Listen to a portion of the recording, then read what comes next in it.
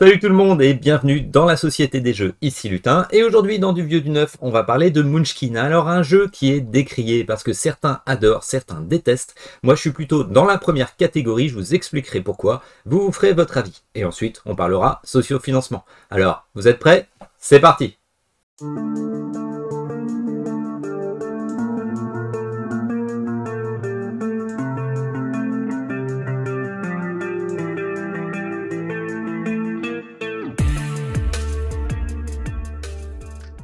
Alors avant de parler de Munchkin dans du vieux, on va parler de neuf avec Clash of Deck. Effectivement, vous trouverez un lien dans la description de la vidéo. Il y a la 3e saison qui vient de sortir, la 3e saison de Clash of Deck, un jeu de notre ami Léandre. Alors 4 nouveaux decks, des nouveaux sortilèges, des nouvelles compétences. À vous de voir si ça vous intéresse. Pour ceux qui ont déjà eu la saison 2, c'est vrai qu'il y avait déjà pas mal de compétences supplémentaires par rapport au kit d'initiation de la première saison. Des nouveaux sortilèges, des nouvelles compétences, est-ce que ça va vous servir, est-ce que ça va vous plaire, ou alors pour ceux qui avaient raté justement les précédentes saisons, vous irez voir ça, voir si ça vous intéresse. Alors, on va parler de Munchkin. Munchkin, vous entendrez beaucoup de personnes parler en mal de ce jeu souvent, alors qu'au contraire, il y a des fans absolus. Moi, j'en fais partie des fans absolus, parce que ce jeu, oui, il me rappelle mes soirées jeux de rôle où c'était du grand n'importe quoi. Vous allez voir, c'est un esprit assez particulier, avec de l'humour, des illustrations qui sont pas mal du tout, justement pour garder cet esprit. Alors vous allez pouvoir déjà voir les illustrations. Si les illustrations ne vous plaisent pas, passez votre chemin. Alors, petit descriptif et un petit tour de jeu. Alors Munchkin est souvent décrié car il y a beaucoup de hasard. Vous allez voir, il y a 2 paquets de cartes complètement différents pour reproduire votre avancée dans un donjon. D'abord, il y a les cartes portes. Ces cartes portes peuvent parfois vous faire des surprises avec des malédictions, mais également des rencontres que vous allez faire. Vous allez devoir combattre certains monstres avec votre main, avec votre équipement. L'équipement, on le trouve souvent dans les cartes trésors. Oui, ce paquet de cartes vous représente des trésors. Il y aura parfois des bonus également, peut-être des passages de niveau gratuits. Mais attention, est-ce que le maître de jeu va être sympathique avec vous? Vous trouverez également, comme dans tout bon jeu de rôle, des cartes de classe, des cartes de race, mais également des cartes qui vous permettent d'être biclassés ou avec 2 races en même temps. Un beau mélange quand on voit le mélange entre un elfe et un alflin. Alors pour simuler 2 joueurs, on va voir, il y a chacun au début, on récupère 4 cartes, porte 4 cartes trésors. Dans ces cartes, on va regarder et on va pouvoir placer devant nous une carte représentant par exemple soit une classe, soit une race. Donc là, je suis un halflin, pour ne pas dire un hobbit. Donc forcément, j'ai toujours envie de manger. Et chaque race ou chaque classe a un petit pouvoir spécial. Par exemple, le halflin, il pourra vendre des objets au double de son prix. Et si on rate une tentative pour déguerpir, on peut défausser une carte pour réessayer. J'ai également un objet, donc je vais le placer tout de suite devant moi. J'ai une lance qui va me rajouter un bonus pendant les combats de 1. Et c'est une lance à 2 mains, donc elle pourra m'handicaper, je ne pourrai pas forcément mettre une deuxième carte. Pour le reste des cartes que j'ai en main, on verra ça tout à l'heure. Le deuxième joueur se retrouve effectivement avec une classe, il est guerrier, donc il a une rage, il pourra défausser jusqu'à 3 cartes durant un combat, chacune nous donnant un bonus de 1. C'est pas mal du tout d'être un guerrier. Effectivement, là, après, j'ai au hasard pas mal d'armes. Qu'est-ce que j'ai? Un chapeau, c'est dommage, il est réservé aux magiciens, donc je le mets de côté. Une épée qui est interdite aux voleurs, ça tombe bien, je suis guerrier, je vais pouvoir l'utiliser. Et interdit aux guerriers, c'est pas de chance. Un collant de force de géant. Oui, un guerrier en collant, ça se fait pas. Donc ça, je vais me le mettre de côté et je le mettrai potentiellement dans mon sac à dos. Peut-être pour le vendre ou faire des échanges avec mes potes tout à l'heure. Donc, premier joueur, comment ça va se passer le tour de jeu? Eh bien, simplement, au début, je vais devoir ouvrir une porte. Et oui, j'entre dans le donjon, je suis un halflin. Je suis un halflin avec une grande lance de 3,50 m, vous imaginez pas le tableau. Donc, je retourne la porte, je regarde ce qu'il y a dans la porte. Ah, une rencontre qui n'est pas amicale, il y a un monstre de niveau 4. Un monstre de niveau 4 ce sont des escargots sous acide. Alors, je peux combattre ce monstre. Comment ça se passe pour combattre le monstre? Eh bien, tout simplement, je prends mon niveau, car je suis niveau 1 au début du jeu. Si je n'avais pas eu de race, je serais un niveau 1 humain. Niveau 1, et je prends également mon bonus. Alors avec mon bonus, je suis à 2. Je ne vais pas aller bien loin, il faut que je dépasse le niveau 4 du monstre qui est un escargot. Alors c'est pas gagné, et si je n'arrive pas à le battre, qu'est-ce qui se passe? Je peux tenter de fuir, mais par contre, je vais faire un lancer de dés, et en plus avec les escargots, j'ai un malus. Alors vous le voyez peut-être pas parce que c'est assez loin, mais j'ai moins 2 pour déguerpir, donc il faudrait que je fasse plus de 5 il faudrait que je fasse au moins 5 pardon, pour réussir à fuir, mais en plus j'ai moins 2, donc c'est pas forcément évident. Qu'est-ce que je vais faire? Un incident fâcheux. Il vole votre trésor. Donc si je n'arrive pas à fuir, que je perds le combat. Il vole mon trésor, résultat d'un jet de dés indiqué combien d'objets. Je lancerai un dé pour savoir combien de cartes je vais perdre dans mon trésor. Donc je peux vite être à poil à cause d'un escargot sous acide. Alors là, j'ai parlé de niveau. Quel est le but du jeu? J'en ai pas parlé. Le but du jeu, j'aurais dû commencer par ça, désolé, c'est le premier joueur qui va arriver au niveau 10. Comment on gagne des niveaux? Tout simplement en tuant des ennemis. Donc là, c'est pas écrit parce que ça fait gagner uniquement un niveau. Je gagnerai un niveau en le battant, mais je gagnerai également 2 trésors, c'est ce qu'il y a décrit sur la carte. Et il y a aussi des cartes qui nous permettent de gagner directement des trésors, des niveaux, pardon, mais également, à chaque fois qu'on va réussir à vendre des objets pour une somme de plus de 1000 points, on peut gagner un niveau. Plus de 1000 pièces de vente d'objets que l'on va défausser, ça nous fait gagner un niveau. C'est pour ça que le Halfling est quand même super intéressant, car vous pouvez vendre un objet par tour au double de son prix. Donc l'Halfling, là, c'est un bon commerçant, il peut nous faire gagner des niveaux facilement en revendant des objets. Bon, je vois que je ne peux pas battre ces escargots sous acide, car ils sont niveau 4, et moi, j'ai 2 points. Niveau 1, plus 1 point de bonus. Par contre, je peux demander à un de mes copains de venir m'aider. Alors c'est pas forcément dans son intérêt, mon pote, parce que effectivement c'est le premier niveau 10. Et s'il vient m'aider et que l'on bat un ennemi, lui il ne va pas gagner de niveau. Sauf l'elfe qui, effectivement, quand il aide quelqu'un à battre un monstre, son pouvoir spécial c'est de gagner un niveau. Donc il n'y aurait pas d'intérêt pour le guerrier. Pourtant il est niveau 1, plus 2, donc 3. 3 plus 2, on battrait les escargots. Ou alors, mon pote, je peux peut-être l'amadouer. Peut-être que dans ma main, je peux lui dire, bon, bah voilà, si tu viens avec moi, je te fais gagner, voilà, je te file une carte, tire-moi de là, ou une malédiction. Je peux proposer justement des échanges, où je peux lui proposer, bah voilà, tu me fais gagner mon niveau, mais par contre, les 2 trésors, ils seront pour toi. Est-ce qu'il viendra avec moi? Est-ce qu'il ne viendra pas avec moi? C'est à lui de voir. De même, je suis en train de jouer, je peux très bien utiliser des cartes. Alors, par exemple, j'ai une carte « Tire-moi de là ». Jouez cette carte quand vous êtes en plein combat, c'est le cas. Vous pouvez prendre un objet à n'importe quel autre joueur à condition qu'il vous permette de gagner le combat alors que vous n'aviez aucune chance au moment où vous jouez la carte. Vous pouvez défausser un de vos propres objets avant de prendre celui-ci si vous le désirez. Alors effectivement, je pourrais très bien, par exemple, vu que j'ai une lance à 2 mains, je pourrais peut-être voler l'épée karaoké. Ça me ferait que je serais au niveau 4 et je pourrais battre l'escargot sous acide si j'avais un autre petit bonus en plus. Bon, c'est une épée karaoké, elle se balade toute seule. Moi, je dirais que je peux avoir l'épée karaoké en plus de ma lance à 2 mains. Voilà, c'est une interprétation. Et ça, c'est un petit peu un des problèmes du jeu. Un problème pour quelqu'un qui n'a pas fait de jeu de rôle.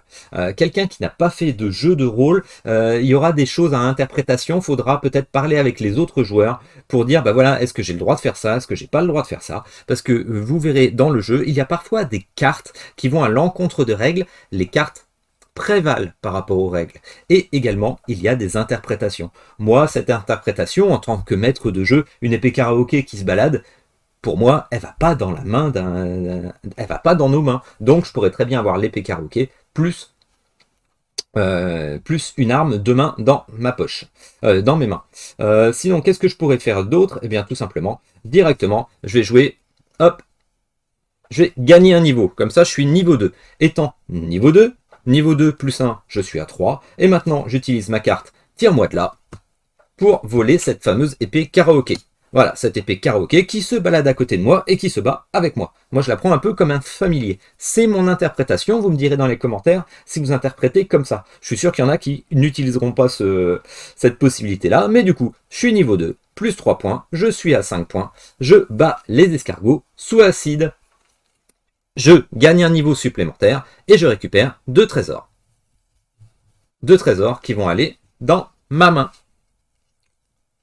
Alors, vu que je suis là, que je viens d'ouvrir une porte, que je viens de me battre, que j'ai récupéré un trésor, et bien maintenant, je vais défausser des cartes parce que je n'ai le droit d'avoir que 5 cartes. 6 cartes pour un nain, il peut porter plus. Donc je vais devoir prendre une des cartes, soit l'utiliser tout de suite.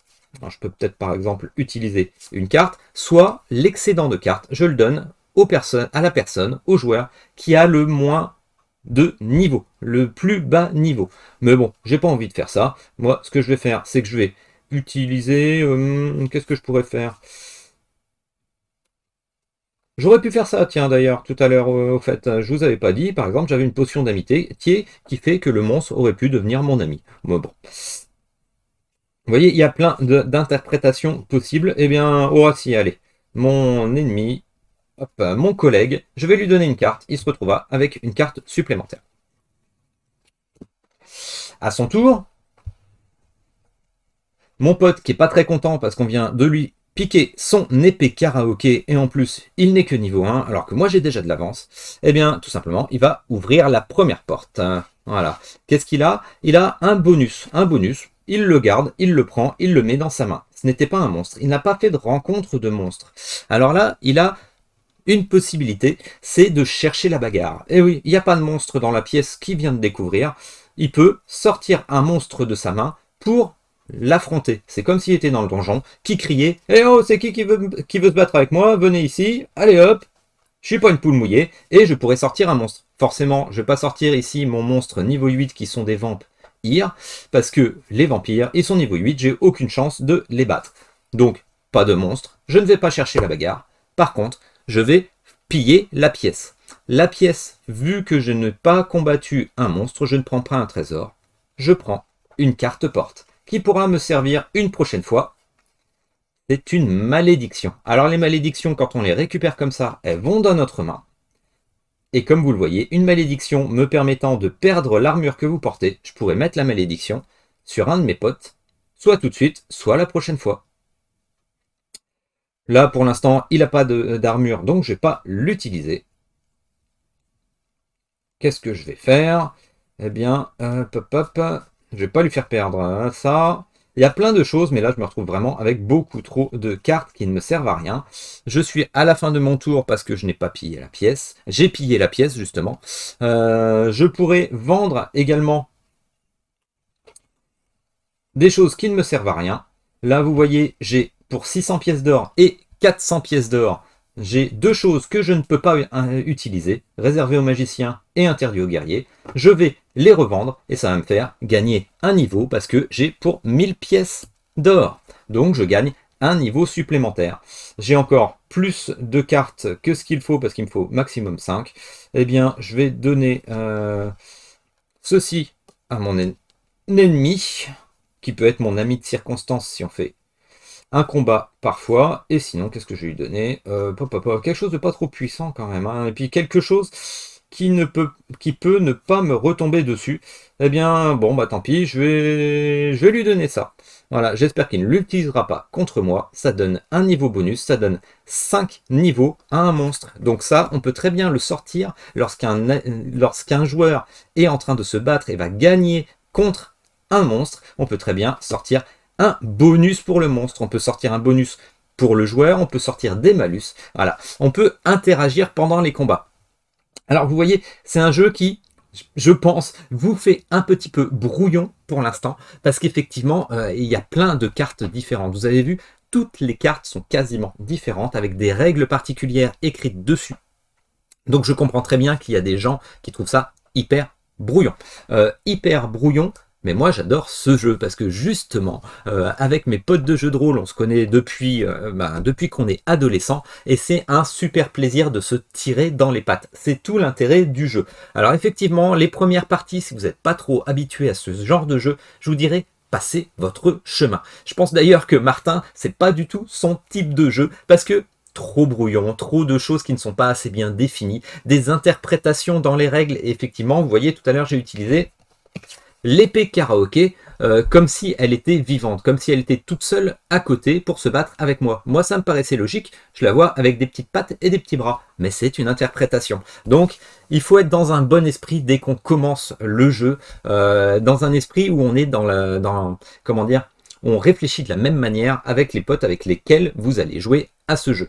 Si c'est pas le cas, ça peut être sujet à tension, vous n'allez pas vous amuser, alors qu'au contraire, moi, avec des potes avec qui je vous dis, on a fait des années et des années de jeux de rôle étant ado, ça passe super bien. Donc à vous de voir, à vous de jouer.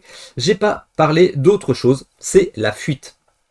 Donc, par exemple, mon personnage qui était un guerrier, il peut rencontrer, là c'est une plante d'ornement, donc niveau 1, il n'y a aucun intérêt. Est-ce que je vais tomber? Voilà. Si j'avais rencontré, par exemple, tout à l'heure j'ai donné les vampires. Voilà. Si je tombais sur les vampires. Donc, moi, je suis niveau 1. Là, je viens de gagner un niveau supplémentaire parce que j'ai échangé pour 1000 pièces d'or. Donc, je suis niveau 2. Et j'ai des vampires. Les vampires, aucun objet ne vous servira contre elles. Vous combattez uniquement avec votre niveau de personnage en plus. Donc, aucun de mes objets ne m'aurait servi. Et incident fâcheux, ça veut dire que si j'essaye de fuir et que je n'arrive pas à fuir, votre niveau devient équivalent à celui du joueur le plus bas au niveau. Donc là, j'ai rien à perdre pour celle-ci. Donc, comment ça se passe? Eh bien, tout simplement, je vais lancer un dé. Voilà. Je suis à 5. Avec un 5, j'arrive à fuir le combat. Il fallait que je fasse 5 ou plus. Donc, j'ai réussi à fuir. Si je n'avais pas réussi à fuir, vous voyez, les incidents fâcheux sont souvent assez bien équilibrés, ils ne sont pas trop méchants avec les bas niveaux. Vous voyez, votre niveau devient équivalent à celui du joueur le plus bas niveau, du coup ça revient à équilibrer. Il y a certains monstres qui sont assez élevés, parce que ça va jusqu'au niveau 20 dans les monstres. Il y a des monstres, si on est trop faible en niveau, de toute façon, ils ne vont pas nous courir après, on réussit automatiquement à fuir. Donc malgré tout, je trouve que l'équilibrage, même s'il y a beaucoup de hasard, vous avez vu, c'est 2 pioches côte à côte, donc forcément il y a du hasard. En plus, on se tire dans les pattes, on se met des malédictions. Il y a parfois des circonstances qui font qu'on va aider quelqu'un d'autre contre des objets, ou alors on vient de devenir elfe, on vient de changer de sexe ou quoi que ce soit, et on a un bonus qui nous permet de gagner des niveaux en même temps que l'autre que l'on aide. Parfois, c'est de la circonstance. Il faut s'adapter. Et je trouve que les cartes, malgré tout, sont assez bien équilibrées. Mais il y a beaucoup de hasard. C'est aussi un des autres points du jeu, un des autres points faibles. Mais bon, qu'est-ce que vous voulez que je vous dise? Malgré tous ces points faibles, moi, ce jeu, je l'adore. Alors pour moi, c'est un des musts qui reste dans ma ludothèque et que j'adore sortir avec mes potes de jeux de rôle, tout simplement. Voilà, alors dites-moi ce que vous en pensez parce que je pense que les avis seront complètement différents. N'hésitez pas à me mettre un petit commentaire. Dites-moi si l'épée karaoké pour vous, j'avais le droit de l'utiliser ou pas l'utiliser avec une lance à deux mains à côté. C'est des interprétations qui sont dans ce jeu. Mais moi, je dis que ce jeu, pour savoir si on l'aime, il faut essayer. Tout simplement. Et vous trouverez sûrement quelqu'un qui l'a, essayez-le pour voir si vous êtes dans l'esprit de ce jeu. Allez, maintenant on va passer au neuf avec le sociofinancement.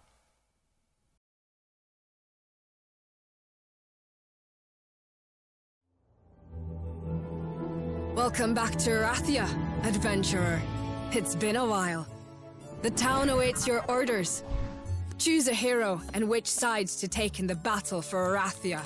These choices will determine the enemies you face, allies you make, and ultimately, your own fate. The world of Antagarich is ripe for exploration. Heroes of Might and Magic 3. Bon, là je ne peux qu'être attiré par ce titre qui a bercé mon adolescence, avec une adaptation de ce jeu vidéo mythique. Dans un monde médiéval fantastique, dirigez un héros et recrutez des créatures pour mener votre armée à la victoire, en collectant des artefacts et des trésors, en explorant la carte, en combattant sur des champs de bataille. Ça donne envie. La boîte de base est à 75 €. C'est estampillé de 1 à 4 joueurs. Et pour préciser, dans la core box, il n'y a que 3 factions pour jouer à 3 donc. Une faction, la tour, est offerte pour permettre de jouer à 4 avec ce pledge de base.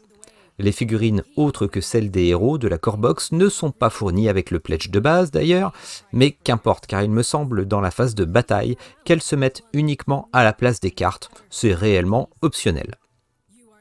Alors ce jeu comblera-t-il les nostalgiques en étant énormément épuré de la version jeu vidéo avec un seul héros à gérer par joueur, une seule ville et des mécaniques allégées.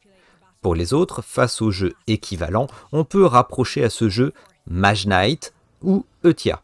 Cela vous attire-t-il? Une version française est disponible.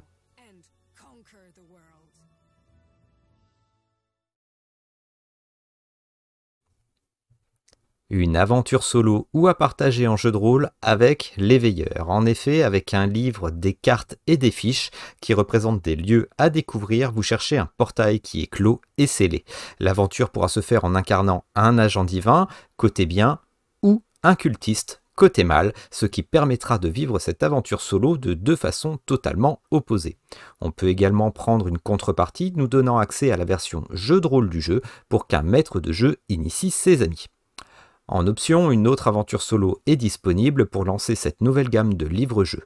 Mais livres-jeux, je trouve cela un peu réducteur car avec les cartes et les fiches, les possibilités offertes sont plus poussées pour ce jeu en français avec la première aventure solo à 29 €.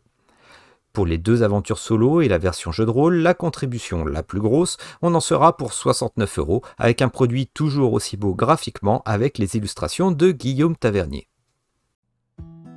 You prepared your den for winter in creature comforts, but now the snow has melted, the sun is shining, the trees have bloomed, and that can only mean one thing. It's time for the Spring Festival in Maple Valley.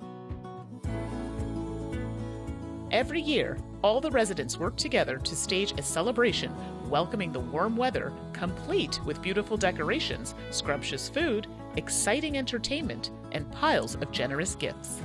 As the youngest and fastest member of the family, it is your job to gather everything the village needs to make the party a success. Make your way along rock, forest, and water paths to the many Les animaux ont passé l'hiver de Creature Comforts et il est temps de sortir pour préparer le festival du printemps dans Maple Valley. De 1 à 5 joueurs, encore un beau design, des meeples mignons et attirants pour un jeu de collection en 5 tours. On se balade, on collecte, on crafte pour récupérer des cœurs et voir à la fin qui a le plus contribué au bonheur dans ce festival. Forcément, à côté de certains jeux où on trucide allègrement des monstres, un jeu de douceur, cela fait du bien et ayant apprécié la partie que j'avais fait de Creature Comforts, je ne peux qu'en parler. Par contre, nous avions joué entre adultes pour la découverte, et là encore, le jeu est donné pour des parties de 60 minutes, ce qui peut paraître un peu long peut-être pour des enfants de 8 ans. Le mode solo est juste un beat your score, non, pas d'automat, dommage. Le jeu est proposé à 54 $ US et sera disponible grâce à nos amis de chez Matago, un prix hors taxe et hors shipping, mais le matériel du précédent opus était quand même qualitatif en version Kickstarter.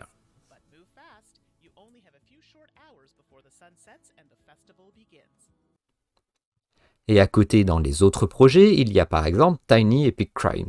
Ça y est, ils ont trouvé un sujet qui n'avait pas été abordé en Tiny Epic, un jeu de déduction coopératif ou compétitif pour 1 à 4 joueurs. Alors encore une boîte qui va déborder après première utilisation, et encore une fois, uniquement en anglais pour le Kickstarter. Donc un intérêt limité pour les francophones pour l'instant, mais au moins on peut louer l'inventivité des game designers de Gamelin Games. Elder Rings.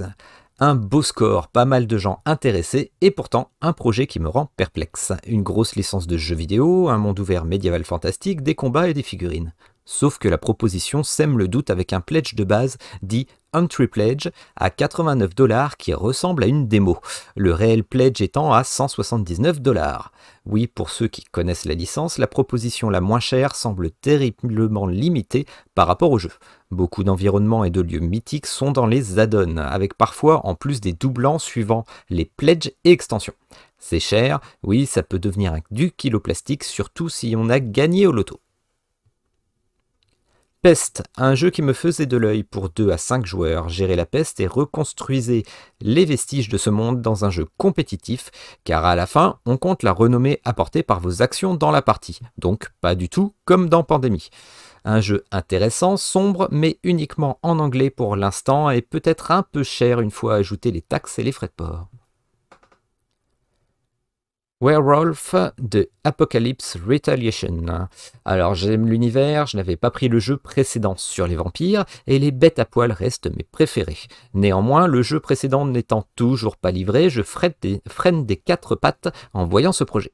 Un crawler roleplay avec 30 missions dans la boîte de base à 107 $, une campagne supplémentaire en add-on divisée en 4 parties à 29 $ chacune. Ouch, ça fait mal. Autant le jeu est encensé par des influenceurs ayant eu des prototypes, mais sans pouvoir tâter de la version vampire avant, je passe mon chemin. Dans les commentaires la dernière fois, on me demandait mon avis sur Copan. Alors oui, je l'ai mis de côté, je vous avoue, car j'ai une mauvaise expérience avec Holy Grail Game. Néanmoins, on peut donner une nouvelle chance, son dernier projet a l'air de s'être mieux passé. Alors avec Copan, un jeu de gestion de ressources, avec justement ces ressources qui vont diminuer au fil de la partie du fait du déclin des Aztèques et qui vont rendre les constructions de plus en plus difficiles. Pourquoi pas? Des cartes événements pour la rejouabilité et un mode solo avec une IA composée de 16 cartes. Voilà, c'est tout pour cette fournée d'automne. Dites-moi ce qui vous a attiré pendant ces 15 jours. Et si Munchkin, j'avoue présenter rapidement et un peu en mode brouillon, vous plaît. Et à bientôt pour la Société des Jeux.